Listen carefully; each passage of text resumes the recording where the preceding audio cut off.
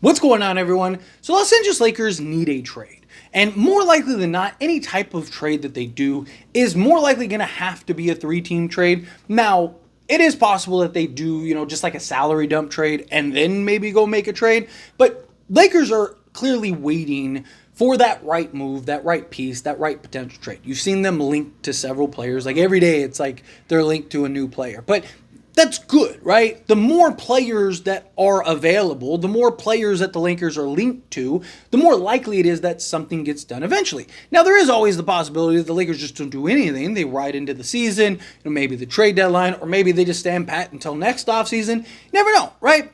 But the fact that there are all these potential options is good and signals that something should be done, right? But at the end of the day, again, you're even seeing with a lot of these sign-in trades and stuff, a lot of the trades that are happening lately have all been three-team deals because it's really hard with the new CBA just to do an individual trade because a lot of teams have to send out more salary than they take. For the Lakers, for example, right? Lakers, they can do a trade. They can aggregate salary to pull off a trade, but they can't take back more salary than they send out. So they have to work on a deal that is going to shed some salary, but enough salary to also be able to improve and upgrade the roster, not clear the second cap apron, right? Because if they use their mid-level exception or they aggregate trades, they're going to be hard capped at that second apron. So the Lakers really need and are very limited on what they can do, which is why I think it's more likely than not probably going to be a third team, like a lot of the trades that we have seen get done, a lot of the trades that we've seen happen. So one of the things that I talked about is Walker Kessler and potentially using the Utah Jazz as that team to get back a piece, but also potentially dump some salary on, right? You obviously are going to have to compensate them. There's obviously going to have to be a return from the Utah Jazz perspective, right? They're not just going to do that out of the kindness of their heart. But Danny Ainge really values the Lakers picks. I mean, one, he said it publicly that he thinks the Lakers picks are the best picks on the market because he believes when LeBron James and Anthony Davis, when they leave, that's it. The Lakers are going to be an absolute mess. And he might not be wrong, right? I mean, I'm old enough to remember the years before, right? So it's very possible. And so much so, you even saw he was willing to take a 27 protected pick to get a deal done to facilitate a Russell Westbrook trade, right? When you look at Walker Kessler, I know the New York Knicks, they supposedly offered 2 firsts and Danny Ainge rejected it. He said no. But there's a big difference between the Lakers picks that could be potentially lottery picks when LeBron James and Anthony Davis leaves and the Knicks picks who are a very young team and are going to be very talented for a long time, right? But Walker Kessler alone, yes, he solves a big need, a big problem, several things, right? You need to also get another piece or two, right? Like Walker Kessler coming in would be great.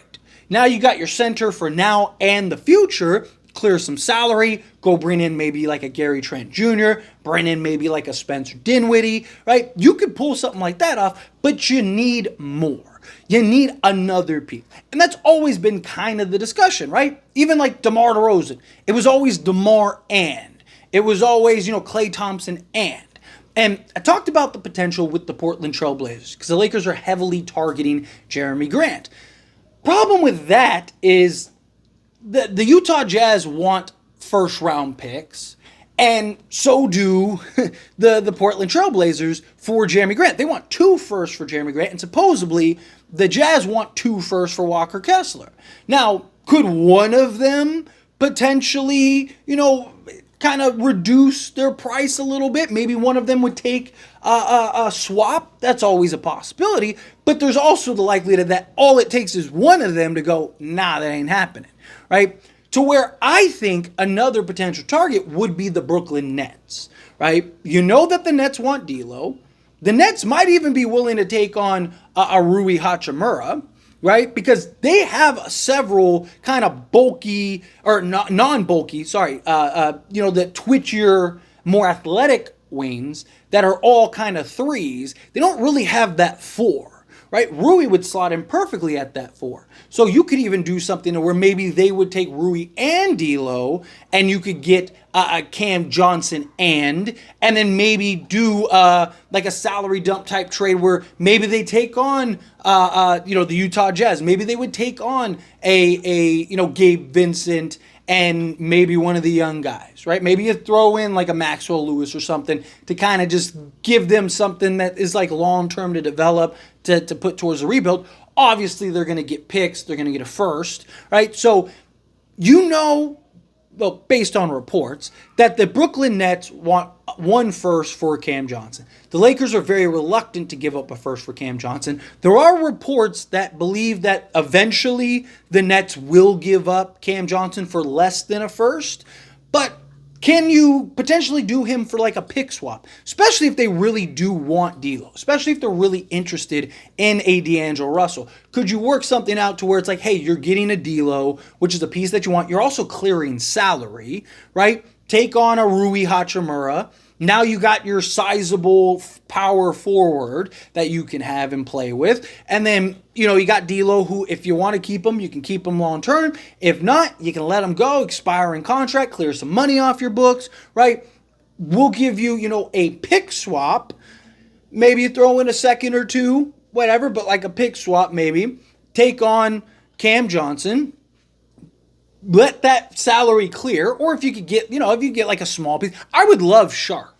Could we get Sharp? Like, even if you get a Walker Kessler, right? Like, Sharp could be, because you could start Kessler and just back him up with Sharp, right? Like, so I don't hate the idea, like, especially if he's kind of an add-on, but we'll keep it simple with, like, Cam Johnson. So maybe you pull off a deal to where you're trading for Cam Johnson, then you're rerouting, pivoting, and going and trading for Walker Kessler. You could do both trades individually, right? You could even do the Jazz trade to where you're unloading guys, but you could kind of to make it all fit, and in case there is that like we got to clear a guy or two, you have a team in the Jazz, right? You could work something out to where you're sending, again, the pieces that the Nets want, taking on some guys, clearing a little salary off the top, not a ton, like be like $4 million, something like that you could clear off the top. Works unless you're doing Rui and D'Lo. For Cam Johnson, you'd have to get something else back in return. So you work something like that out, and then you have the Utah Jazz be that salary dump, right? Because, again, if you're just doing D'Lo and Rui for Cam Johnson, then that is like 35, almost 36 million that's going out, and you're sending out like 22 million, something like that from Cam Johnson, right? So that's like 15 million they're taking out. I don't think something like that would happen. But maybe they could send like another piece elsewhere. Maybe they could send, a piece to the Utah Jazz that could be maybe Sharp, right? Maybe a team like the Utah Jazz. Maybe they go, hey, we'd like a Sharp. We'd like to bring somebody. And now you're sending a Sharp out along with, whoever, some salary dump, right? You could kind of work it, finagle it to what you want. Brooklyn Nets can kind of take on some salary, and then Utah can kind of handle the load. So then you send like maybe a Gabe Vincent to them, right? You're bringing back Walker Kessler. Say they're getting like Gabe Vincent, Maxwell Lewis, and Sharp, right? From the Brooklyn Nets, right? So now they got 2 young guys. Yeah, they're taking on Gabe Vincent's money.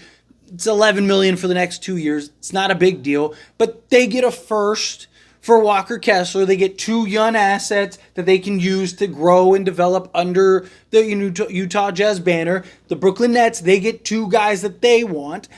Again, probably going to be a little piece or two there that you have to kind of fill in, right? Maybe you're not going Rui. Maybe it's just like D'Lo and, you're throwing in another piece, right? Because you only have to get to 22 million. So, like, you could do like D'Lo, Jalen Hood-Schifino, and like Cam Reddish, right? Boom, there you go. There's the money you need for that. And then, boom, there's Cam Johnson. So it could just be a lot more simple. But to me, can you use these teams to dump salary, right? And instead of putting all the salary on Utah, and Utah's just like, man, we're taking on like 20 million in salary. You kind of like, here's 5 extra million or whatever via a trade with that. We're giving you a pick, we're giving you, a young guy or two to kind of help out. Boom, Utah, hey, you're taking, $8 million in salary, yes, but you're getting a couple young pieces, you're getting a draft pick, you're getting Walker Kessler. Now you've freed up your cap space, right? You've added a young center in Walker Kessler. You've brought in a guy who's still young enough to be a long-term option in Cam Johnson, who could be a legit 3-and-D, play either forward position. And, you open up the roster spots to bring in a Gary Trent Jr., to bring in a Spencer Dinwiddie, right? And you're ultimately shipping out Gabe Vincent, Rui Hachimura, D'Angelo Russell. Again, maybe you're throwing in a Jalen Hood-Schifino, maybe you're throwing in a Maxwell Lewis. But again, you got to give something to get something. Like, teams aren't just going to do it out of the kindness of their heart. And without having to sell the farm, shell out the farm, then, that it kind of becomes this difficult position, right? And even if you have to give up more, because the question would be Utah, not so much the Nets team, because they'd be getting off of Cam Johnson's long-term salary. They get a guy in Dela who they were trying to trade for at the trade deadline, right? And, if they want to take on Rui, they could take on Rui. Otherwise, you leave the Rui out of the deal. Not really worried about the Nets side of things. It would be the Utah Jazz. Is like a first, removing protections, and like 2 young guys. Is that enough to unload Walker Kessler? You may have to give up another like pick swap or something. But if you told me, essentially, when all is said and done, right? You gave up 2 pick swaps and a first for a 22, soon-to-be 23-year-old center that would be excellent defensively, pairing alongside Anthony Davis, that could help now in the future. You were able to bring in Gary Trent Jr., you were able to bring in Spencer Dinwiddie, you were able to go and bring in a Cam Johnson who you could have for the next 4-5 years at least. I don't think that that's bad. And you're unloading, like, say, D'Lo, Rui, Gabe Vincent. You cleared some salary, right? You're unloading, like I said, Jalen Hood-Schifino, Cam Reddish. The little nuanced players, I just think would be based on who wants who, right? A team like, we want, we don't want Cam Johnson. We want Christian Wood. Okay, fine. Here's Christian Wood type thing. So that's why I'm not really so focused on like the little nuanced players. I'm more focused on just like who are the main guys that are going to get shipped out. It would be Rui, D'Lo, and Gabe Vincent. Those 3 guys are the guys that are going. Whoever wants to take them. Maybe the Utah Jazz go, hey, you know what? We actually would like Rui. Like, Rui could be a nice piece, right? You could slot Rui at the 4. You could have Lauri Markkanen at the 3. Like, hey, we'll take Rui Hachimura. Maybe that's something where they could do that, and then you can kind of use them to kind of dump, right? Maybe it's something where, D'Angelo Russell and Gabe Vincent are going to the Blazers, or to the Nets, right? And Rui's just going to the Jazz, and they're just kind of sending out some stuff. Maybe they send another piece out, or maybe you go and pick up Sexton, right? There's a lot of ways that you can kind of, structure this type of 3-team trade. But to me, to basically summarize, because I know it gets a little chaotic, I'm like, well, you got this, you got this, you got this, because I'm trying to like package every scenario in like a 15-minute video. But essentially, in a nutshell, you're sending out D'Lo, Rui, Gabe Vincent, and then whatever, Jalen Hood-Schifino, whatever young guy outside of like, I wouldn't give up like Connect. You don't give up Reeves. You don't give up, but basically it's like Maxwell Lewis, you want him, sure. Jalen Hood-Schifino, you want him, sure. Right? Like, and then the vet minimum guys. So basically you're sending out those guys to whichever team prefers. Right, like I said, maybe the Nets are like, we don't really like Rui, but we don't want to take on that salary, but we'll take on the $11 million for 2 years because we'd have to take on 22 for Cam Johnson, right? So like, hey, that's half of the salary for us, right? Maybe they go, hey, we don't even want D'Lo, right? So maybe Utah's the one that's just kind of bearing the load for everything. Pause. But essentially, you're giving up Rui, D'Lo, Gabe Vincent, all little nuanced pieces for Walker Kessler, Cam Johnson, and then cap space flexibility to bring in a Gary Trent Jr., bring in a Spencer Dinwiddie. There you go. So you're shipping out, say, 5 guys. You're bringing in 4. You still clear your 14 roster spots necessary to ride into the season. And then all is right in the world. You're like 10 guys deep. All right. You're much closer to a contender than you would have been otherwise. To me, I look at that and I think that that's a win-win across the board. But everyone kind of gets what they want. the Utah Jazz, they get picks. They get the Lakers picks in particular, which Danny Ainge really desires and loves. The Brooklyn Nets, they get a pick. They get maybe a young piece or two. They get their guy in Dela. Everybody wins. But anyway, as always, this is a discussion. I pass a question on you. Let me know your thoughts and opinions down in the comments below. What do you think? How do you feel? What are your thoughts? Do you like the idea of a 3-team trade between the Utah Jazz and the Brooklyn Nets? Do you think no, stay away from that? It's terrible. However you feel, whatever your thoughts are, I'd love to hear it. So let me know down in the comments below. That being said, if you haven't liked this video, hit that like button. Helps me a lot. Helps me enjoy these types of videos, and I truly appreciate it. Not subscribe to the channel, hit that subscribe button. Turn on the bell notifications. Appreciate y'all. See you in the next one. Thank you.